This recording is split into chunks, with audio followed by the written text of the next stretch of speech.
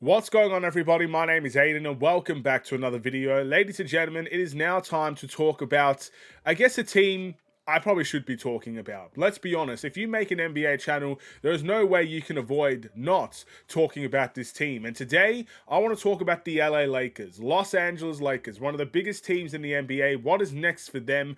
What can they do to get back to where Lakers fans and the Lakers organization expects and demands them to be almost every season, and that is competing for championships and fighting amongst the best of the Western Conference. Can they get back to that? Will it be next season? Will it be in future seasons? Well, ladies and gentlemen, that's what I want to discuss. The Lakers could very well be in turmoil, or maybe, just maybe, all they need is a few touch-ups, and they could be right back in there competing once more. What do I think? That's what I want to discuss. But before we get any further, if you liked the video and you want to see more from me, drop a like, drop a follow, and or subscribe if you are new. And let me know in the comments below about your opinions on the LA Lakers. What do they need to get back to the top of basketball? Can it be achievable? And how can they overcome, I guess, a really stacked Western Conference? Because yes, they may have finished third in the Western Conference. I believe it was third. And home court advantage. But at the end of the day, they got eliminated by a point-to-prove Minnesota Timberwolves team that is currently now in the Western Conference Finals. I think many LA Lakers fans want to be in that position right now. They don't want to be talking about off-season stuff and making videos like this, especially.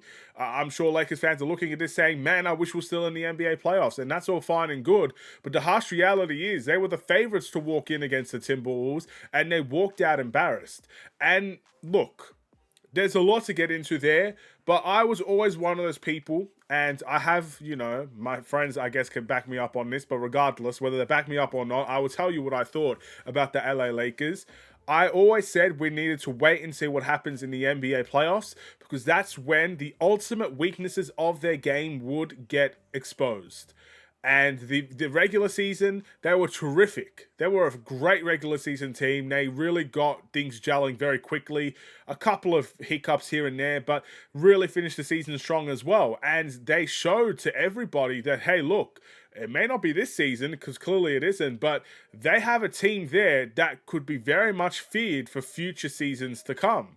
And ultimately, that is something that the LA Lakers can at least still have, I guess, at the back of their minds, the fans, that, yeah, this was only one season of Luka and LeBron together. This was only one season of that whole crew together, and changes will have to be made sure, but I don't think it's dead and buried just yet for them. But still, first round is not good enough, and they need to improve, and they need to find ways to improve.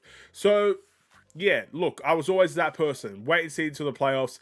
Weaknesses could get exposed, and the harsh reality is their weaknesses got exposed big time. For starters, their big men. Their big man situation was just really disappointing. You may be able to look at JJ Redick for this and saying, oh, look, he didn't play Jackson Hayes or whoever it was, whoever they had at the center position. They played small ball against this Minnesota Timberwolves team.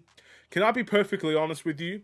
Jackson Hayes is someone that, even as a Bulls fan, I really wanted on the Chicago Bulls for some stages, but I could completely understand not playing him in a game like this, because in big moments, when you needed a big man to play big, sometimes he didn't do it. So I completely understand JJ Redick going small in that regard, and I don't actually blame him for that, in all honesty. But the harsh reality is that big man issue needs to be resolved. And yes, the failed Mark Williams trade will always come back to bite them, especially this season.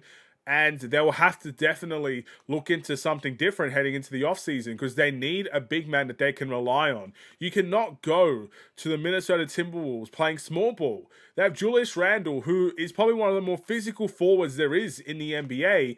And you've got the defensive juggernaut and Rudy Gobert as their big men. I mean, what did you think was going to happen if you played small ball? You would have had to make every shot to make it work. And the harsh reality is the Lakers didn't do that. The Lakers didn't make every shot, and they didn't have everybody contributing, and that hurt them. But what else hurt them, I think personally, is their defense from the perimeter. And I'm talking about, their guard defense, their transition defense. These two things, in my opinion, go hand in hand, because their two best players are also players that don't run back on defense I'm not going to say every possession because that's rubbish, but there are certain moments where they got caught on the break in transition multiple times. And in playoff games, that very rarely happens. But you saw it a lot with the Timberwolves and how they exploited the LA Lakers defensively. They ran and they just kept on running, and the Lakers are too slow to come back. Experienced legs, aging legs.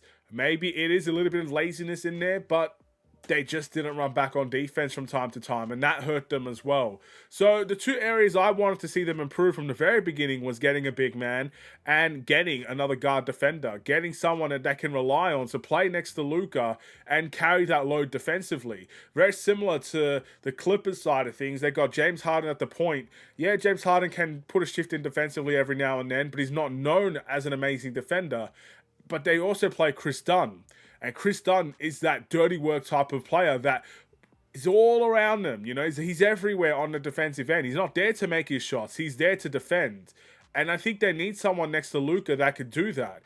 And especially if you're going to try and play Luka and LeBron together, because the way they play offensively is magnificent, but the way they may play defensively will hurt them as well. So they do need a team around them that can carry that defensive load. And I just don't think they had it, at least in the playoffs. Regular season stats will show otherwise. In the playoffs, I don't think they had enough in that regard. So what needs to be improved? What is next for the LA Lakers? Firstly, the big decision here, we need to figure out if LeBron James is retiring this season or not. I mean, every season we're going to have this discussion about LeBron James. Will he say, once again, today's not that day, and he'll be back in the NBA next season? Or will Lebronify have a meltdown at the fact that LeBron could very well see his final season? He obviously ended his season with an injury as well. That may play a factor in his decision.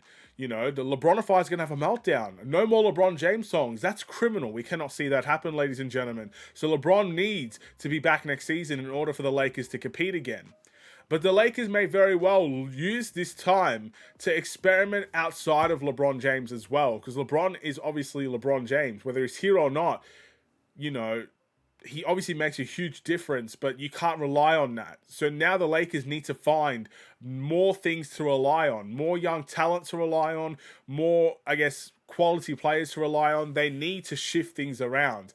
Maybe it takes getting rid of a good player, let's just say, for example, Austin Reeves, to get a player that they desperately need in the big man position, or maybe getting rid of a good player like Rui Hachimura to get something you need in the guard position, and that is a guard defender.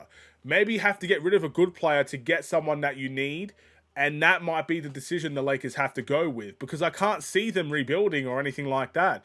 I really think their goal is to go at it next season again. And sacrifices are going to have to be made if you're going to keep LeBron, Luka, and the team around them. You're going to have to make a sacrifice in order to make that team successful. They may very well just go beyond LeBron and just start rebuilding around Luka Doncic. Maybe they do that. Maybe they go get players that suit Luka and doesn't suit LeBron. The thing is, if they do that, to me, LeBron is the type of player that will play well with a lot of guys. So it doesn't necessarily matter if they do that as well, because LeBron will work around them also. So a lot of decisions, but I think the key word is sacrifice. The Lakers are going to have to sacrifice something to get their needs in there, because they've got the point guard of the future. They've got the generational talent that's going to be there for the next 10 years. They've got one of the greatest of all time in LeBron James, still there, still playing at an elite level at his age. It is unbelievable. It's unfathomable. And people will need to study this in the future, how LeBron plays at this level at this age. They've got good enough role players around them to make a difference offensively, but they really do need key areas, and sacrifices may be what gets them those key areas, those key needs. The rim protection, the big man that you can rely on to grab a rebound and play physical, the guard defender that can help Luka out on that end, because so far, that's what I think they're missing. Do you agree? Do you disagree? Did I do the Lakers justice? I'm not a Lakers fan, by the way. I'm trying to be respectful to every team, and I'm trying to be, I'm trying to really give my emphasis on that, because, let's be honest. If you're not a Lakers fan, there's a good chance you're a Lakers hater. I don't want to be seen as a Lakers hater, because I don't hate the Lakers. I'm more neutral in that standpoint. It's more like, well, the Lakers are there. They're just there. That's how I view the Lakers as a Bulls fan. They're just over there. It doesn't matter. But since I don't hate the Lakers, I want to do the Lakers justice in this video. So let me know how I did. Thank you for watching. I'll see you guys in the next one. Stay safe, stay healthy, and stay tuned for more. Take care. And peace.